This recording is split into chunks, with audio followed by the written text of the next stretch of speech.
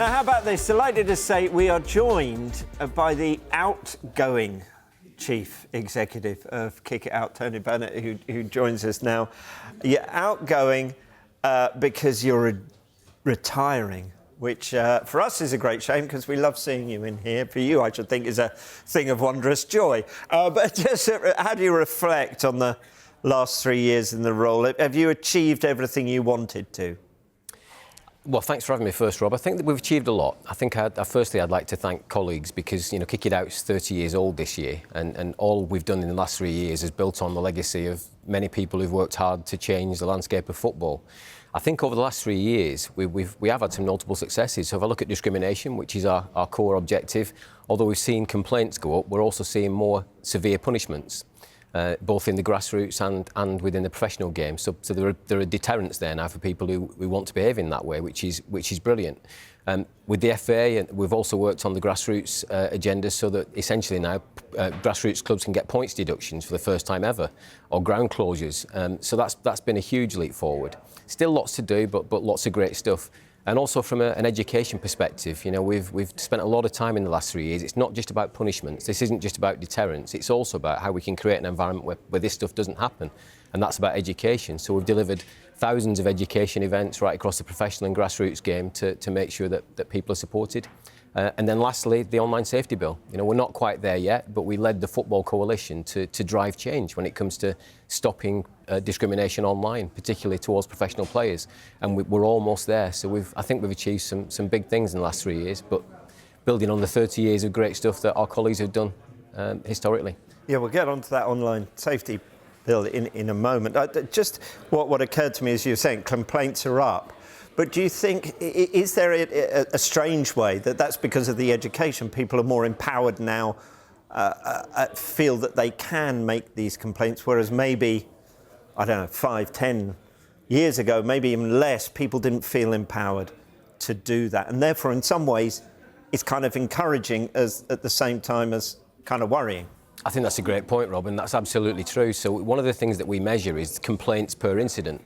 And so what we see now, and we've seen for the last 4 years actually, is our number of complaints per incident, particularly in the professional game, have increased year on year on year, which suggests to us that people are becoming less tolerant of this behaviour and more likely to complain. That aside, though, we are still worried about the fact we are seeing significant increases in the numbers of complaints driven by lots of other things, particularly the last 12 months on anti-Semitism, Islamophobia. Last 12 months we've seen a huge increase in misogyny, so lots of stuff to do, but we are grateful that the public are kind of finally saying, we're not having this anymore, and we're willing to report it when it happens. Yeah, it is an ongoing thing. And earlier this week, you wrote an open letter, didn't you, to the media about some organisations using Bukayo Saka as the image or face of England's defeat to Iceland. What was your thinking? Why did you write that letter at that time? It was cautionary. We want to send a message to media who have a huge responsibility and also drive a narrative. And we were saying to them, essentially, make sure that you're not intentionally driving a narrative that associates black players with failure, because that has an impact not just on black players and the perception of black players in the England team, but it also has an impact on the black and Asian communities who deal with the consequences of that. And we also happened after the final of the last Euros, the last thing we want to do is create division. We've got one England team, black and white players all playing together, and we should have one nation behind them completely, and that needs to be reflected in the way that the media report the great performances of our guys. Win or lose, we do it together. It's not black and white, it's one nation, one team. At the last Euro, sadly, Saka, Marcus Rashford, Jadon Sancho were all subject to horrific abuse after the penalty shootout. This time around, this Online Safety Act, will it be there in place in time? Are you more confident that these kind of incidences won't happen? Well, the UKFPU have made some pretty bold statements about being there to protect players and what they're going to do to prevent this kind of stuff happening. So we're really hoping that the right mechanisms are in place to stop it. But we both know that the social media organisations need to do more in this space. We're not quite there yet when it comes to the implementation of the Online Safety Bill. That's probably going to take 18 months to filter through into full effectiveness. But social media organisations can put preventative measures in place now. So this is a great test of whether they're serious about tackling this issue. They've got the mechanisms to stop it. So we're going to be keeping a close eye on them through Euro 2024 to see if we see, the mechanisms working. We're not confident that's going to be the case, I'll be honest with you, Rob. We're expecting trouble, but we call on the social media organisations again to take action now to make sure that preventative measures are in place so that our players don't experience what we saw last time. Many people, when they think of Kick It Out, feels it's an anti-racism organisation focused on football, but in reality, you do much more than that, don't you? So give us a sense of the breadth of the work that you do. Yeah, so we target all forms of discrimination, and certainly the last couple of years in particular, we've seen significant increases in areas like misogyny, in LGBTQ+ hate crime, that we actively target either through education but also through campaigns. So next season you're going to see a big campaign around misogyny. Our work around women's involvement in the men's game, where they do experience a huge amount of misogyny, but also our work to try and help the women's game become more diverse is going to be a big activity for us in the next couple of years. So it's not just about racism, we tackle all forms of discrimination. And that's really important actually, because from a human capacity, we're not just black or female or have a sexual orientation, we're a combination of all those things. So it's important that we tackle discrimination irrespective of what characteristic it's based on. Yeah, but what I did hear you say is that there has been a rise in anti-Semitism and Islamophobia as well, and these divisions, they're getting wider at the moment, and Kick It Out, what is it? Where are you sort of being proactive there?